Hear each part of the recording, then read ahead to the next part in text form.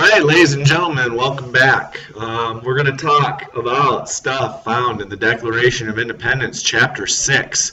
Remember, we're talking about that time period following Lexington and Concord up to the final break, or when they actually wrote and signed the Declaration of Independence. We're going to talk about some of the key things that we need to know in Chapter 6 and some of the key moments over that time period, okay? So the question here is, what do these guys have in common? Okay, what role did each of these three men play in drafting the Declaration of Independence? You got Thomas Jefferson, you've got John Adams, and then you've got Benjamin Franklin here. Now, Benjamin Franklin and John Adams were really idea guys on this, and they helped Thomas Jefferson with some of the ideas for the Declaration of Independence. But the main person in the drafting or writing of the Declaration of Independence was Thomas Jefferson, an excellent writer, a very smart individual, smart politician, somebody that we'll revisit here in future chapters. So the person who wrote this particular document was Thomas Jefferson, and he had some help from John Adams and Ben Franklin in terms of ideas. Okay, so that's what we need to know about that.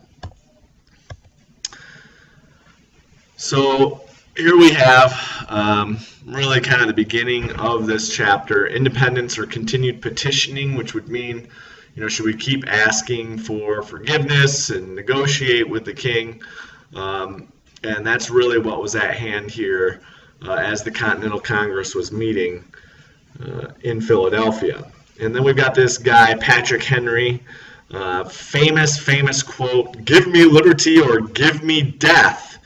We talked about that, we interpreted it. Now I have a question for you about this particular individual and what he said. One of the things we got to know about this guy, what group would he fit into? Would he be more a loyalist? Would he be more a patriot? Think about what he's saying and how this reflects his views on independence and Great Britain. If you chose patriot, you would be correct. No doubt he was a patriot, wanting to have freedom, and if he didn't have freedom, he'd rather be dead. So what we need to take a look at here, really the war begins. We see more fighting, and we need to know who was appointed as Commander-in-Chief of the Continental Army. They chose this guy, George Washington. Now think about the reasons why they chose him. He was a man of universal character, as it was written in Chapter 6, which means he got along with everybody. He could identify with a lot of people. But the main reason why they chose him is because of the experience that he had in fighting in the French and Indian War. Okay, so experience was the key thing. Then we take a look at June 1775. A little more than a year before they signed the Declaration of Independence, we have the Battle of Bunker Hill, also known as Breed's Hill. Okay, the night before, Israel Putnam and a few of his men, they basically built a fort and fortified the top of this hill overlooking Boston. And I mean, basically, it took them one night, and they said they just did a ton of work in one night. The famous quote happens, the British line up at the bottom. They got about 2,000 men. There's less than half of that defending the hill in terms of the Boston militia, and the famous line, the famous command that was given: "Don't fire until you see the whites of their eyes." And yes, I see there is spelled wrong, but nonetheless, we get the idea. What was the idea? Why did he give that particular command? What was the reason? We see the British start marching up the hill. They're pushed back, and then on the third time, finally the British overtake Bunker Hill. And think about the reasons. The militia essentially ran out of ammunition, so they ran away. But there were over 1,000 British casualties, which mean that there were 1,000 British soldiers either dead or hurt. Okay, and what this ultimately shows, while the militia ultimately lost the hill, it showed the strength of the colonial army. Okay, so we got to keep that in mind as we move forward. The Battle of Bunker Hill really showed the British Army. They're like, whoa, these guys can fight. Okay, so here we move on. We get on to the Siege of Boston. What we got to know first is about Fort Ticonderoga. Essentially, George Washington lies about how much gunpowder and how many guns that the colonial army has, and he wants to buy some time. So what he does is he sends his buddy Henry Knox, who we'll talk about later in later chapters, to this old fort that was seized by these two guys, Benjamin Arnold and Ethan Allen. And what we've got is ultimately we've got these cannons in the fort that are the key piece to understanding this. The cannons are the things that make the fort valuable.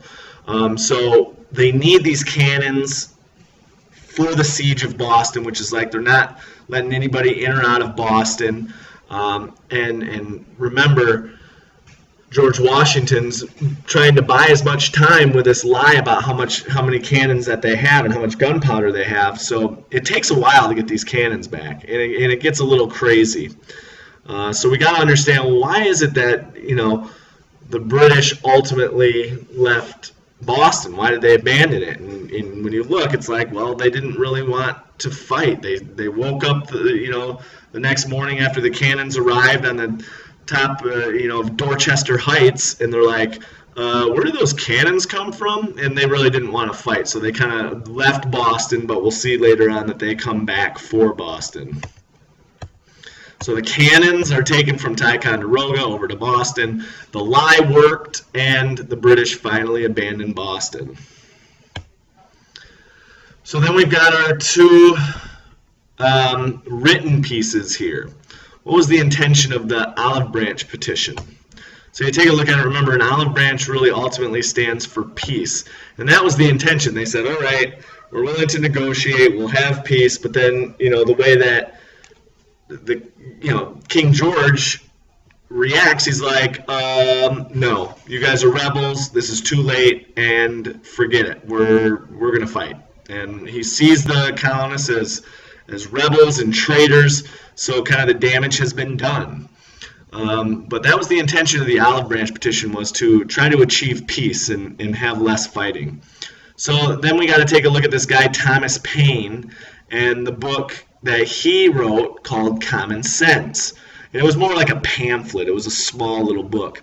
And the whole intention of his pamphlet was to persuade people that the colony should be independent and free.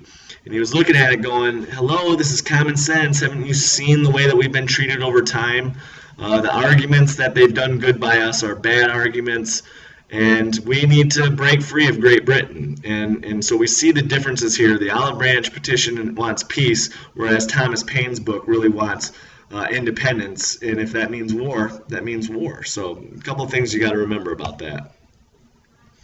So then we have Thomas Jefferson drafting the Declaration of Independence. A couple things you need to know about that. Of course, natural rights, those basic rights that are given by God. Things like life, liberty, and the pursuit of happiness. All men are created equal with those rights that nobody can take away from you. And then we've got the final break, the Second Continental Congress. They fight. There's the debate on slavery. And then, of course, Independence Day, which is celebrated on the 4th of July. So that brings us to the end, folks. Know your stuff, okay? Yeah, the last bit here, I don't know why these didn't come up, but no matter.